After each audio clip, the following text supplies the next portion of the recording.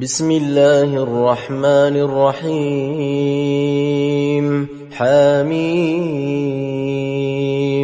والكتاب المبين إنا جعلناه قرآنا عربيا لعلكم تعقلون وإنه في الكتاب لدينا لعلي حكيم أفنضرب عنكم الذكر صفحا أن كنتم قوما مسرفين وكم أرسلنا من نبي في الأولين وما يأتيهم من نبي إلا كانوا به يستهزئون فأهلكنا أشد منهم بطشا ومضى مثل الأولين ولئن سألتهم من خلق السماوات والأرض ليقولن خلقهن العزيز العليم الذي جعل لكم الأرض مهدا وجعل لكم فيها سبلا لعلكم تهتدون والذي نزل من السماء ماء بقدر فأنشرنا به بلدة ميتا كذلك تخرجون والذي خلق الأزواج كلها وجعل لكم من الفلك والأنعام ما تركبون لتستووا على ظهوره ثم تذكروا نعمة ربكم إذا استويتم عليه وتقولوا سبحان الذي سخر لنا هذا وما كنا له مقرنين وإنا إلى ربنا لمنقلبون وجعلوا له من عباده جزءا إن الإنسان لكفور مبين أم اتخذ مما يخلق بنات وأصفاكم بالبنين وإذا بشر أحدهم بما ضرب للرحمن مثلا ظل وجهه مسودا وهو كظيم أومن ينشأ في الحلية وهو في الخصام غير مبين وجعلوا الملائكة الذين هم عباد الرحمن إناثا أشهدوا خلقهم ستكتب شهادتهم ويسألون وقالوا لو شاء الرحمن ما عبدناهم ما لهم بذلك من علم إن هم إلا يخرصون أم آتيناهم كتابا من قبله فهم به مستمسكون بل قالوا إنا وجدنا آباءنا على أمة وإنا على آثارهم مهتدون وكذلك ما أرسلنا من قبلك في قرية من نذير إلا قال مترفوها إنا وجدنا آباءنا على أمة وإنا على آثارهم مقتدون قال أولو جئتكم بأهدى مما وجدتم عليه آباءكم قالوا إنا بما أرسلتم به كافرون فانتقمنا منهم فانظر كيف كان عاقبة المكذبين وإذ قال إبراهيم لأبيه وقومه إنني براء مما تعبدون إلا الذي فطرني فإنه سيهدين وجعلها كلمة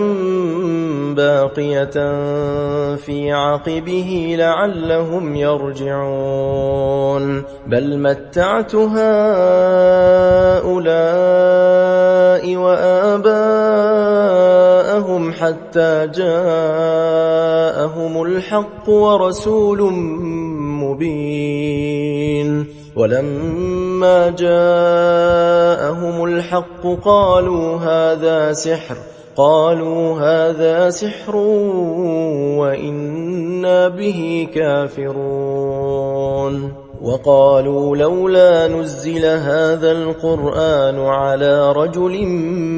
من القريتين عظيم أهم يقسمون رحمة ربك نحن قسمنا بينهم معيشتهم في الحياة الدنيا ورفعنا بعضهم فوق بعض درجات ليتخذ بعضهم بعضا سخريا ورحمة ربك خير مما يجمعون ولولا أن يكون الناس أمة واحدة لجعلنا لمن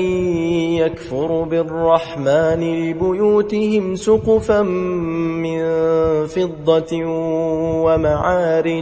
ومعارج عليها يظهرون ولبيوتهم أبوابا وسررا عليها يتكئون وزخرفا وإن كل ذلك لما متاع الحياة الدنيا والآخرة عند ربك للمتقين ومن يعش عن ذكر الرحمن نقيض له شيطانا فهو له قرين وإنهم ليصدونهم عن السبيل ويحسبون أنهم مهتدون حتى إذا جاءنا قال يا ليت بيني وبينك بعد المشرقين فبئس القرين ولن ينفعكم اليوم إذ ظلمتم أنكم في العذاب مشتركون أفأنت تسمع الصم أو تهدي العمي ومن كان في ضلال مبين فإما نذهبن بك فإنا منهم منتقمون أو نرينك الذي وعدناهم فإنا عليهم مقتدرون فاستمسك بالذي أوحي إليك إنك على صراط مستقيم وإنه لذكر لك ولقومك وسوف تسألون واسأل من أرسلنا من قبلك من رسلنا أجعلنا من دون الرحمن آلهة يعبدون ولقد أرسلنا موسى بآياتنا إلى فرعون وملئه فقال إني رسول رب العالمين فلما جاءهم بآياتنا إذا هم منها يضحكون وما نريهم من آية إلا هي أكبر من أختها وأخذناهم بالعذاب لعلهم يرجعون وقالوا يا أيها الساحر ادع لنا ربك بما عهد عندك إننا لمهتدون فلما كشفنا عنهم العذاب إذا هم ينكثون ونادى فرعون في قومه قال يا قوم أليس لي ملك مصر وهذه الأنهار تجري من تحتي أفلا تبصرون أم أنا خير من هذا الذي هو مهين ولا يكاد يبين فلولا ألقي عليه أسورة من ذهب أو جاء معه الملائكة مقترنين فاستخف قومه فأطاعوه إنهم كانوا قوما فاسقين فلما آسفونا انتقمنا منهم فأغرقناهم أجمعين فجعلناهم سلفا ومثلا للآخرين ولما ضرب ابن مريم مثلا إذا قومك منه يصدون وقالوا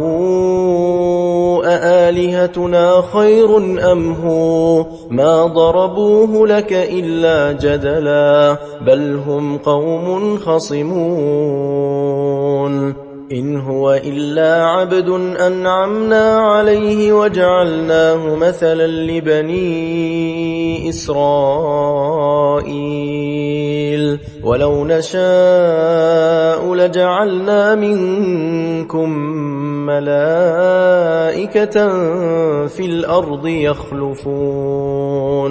وإنه لعلم للساعة فلا تمترن بها واتبعون هذا صراط مستقيم ولا يصدنكم الشيطان إنه لكم عدو مبين ولما جاء عيسى بالبينات قال قد جئتكم بالحكمة ولأبين لكم بعض الذي تختلفون فيه فاتقوا الله وأطيعون إن الله هو ربي وربكم فاعبدوه هذا صراط مستقيم فاختلف الأحزاب من بينهم فويل للذين ظلموا من عذاب يوم أليم هل ينظرون إلا الساعة أن تأتيهم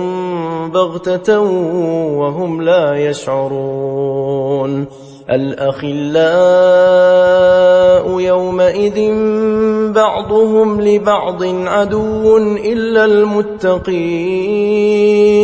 يا عباد لا خوف عليكم اليوم ولا